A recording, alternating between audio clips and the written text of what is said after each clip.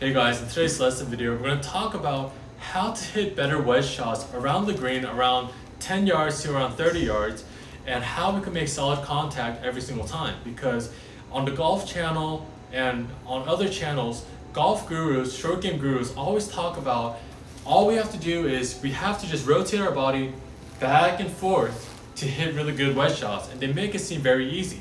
But when amateur golfers would get lessons from me and they show me their little pitch motion and their little chip shot motion, what happens is that they do have a really good pivot. They rotate back and forth. But what happens is that they hit a lot of topped golf shots. So in today's golf lesson, we're going to talk about how to stop topping your wedges and how to make solid contact. So the idea of just rotating our body back and forth, it's a really good, simple concept. I agree with that concept, but there's one thing we have to add, because what most amateur golfers don't think about is when they watch golfers talk about the short game, those golfers say rotate, rock back and forth. There's one thing that's missing. That one thing is that when we're going to the top of the backswing, we're rotating our body, but we also have a little bit of wrist set and wrist cock and wrist hinge. So from the side view, it's going to look something like this. Yes, we're rocking back and forth, but at some point we're going to add a little bit of wrist cock and wrist set.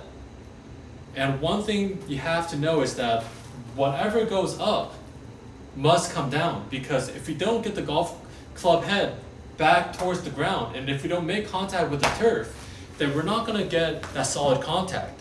Because what most golfers do is they set their wrist perfectly fine, but for this position, they don't think about unloading the golf club. All they do is just rock towards the target, and as you can see here, the club went up during the backswing, but during the downswing, the club stays up in this position, and all they do is just rotate their body towards the target, and they're going to top the golf ball every single time. So what we have to realize is that what goes up must come down. So I don't want to overcomplicate things, but just for reference, let's say if we get into this pitch motion, every inch that my body rotates towards the target, so for example, if 1 inch of rotation happens, an inch of uncocking of the wrist also needs to happen.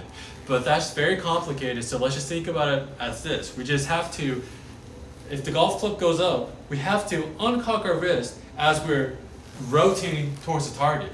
And the uncocking motion is going to let you hit really good golf shots, and don't be afraid to hit the ground with the golf club, because there's bounce on the golf club and the wedge is supposed to hit the ground.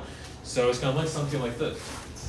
Instead of just rotating without uncocking our wrist, we're going to go to the top of the backswing and uncock our wrist coming down while we rotate towards the target. So if you like this lesson video, please like and subscribe to help my channel grow. And for online or in-person lessons, I'll leave all the information in the description below. Thanks guys.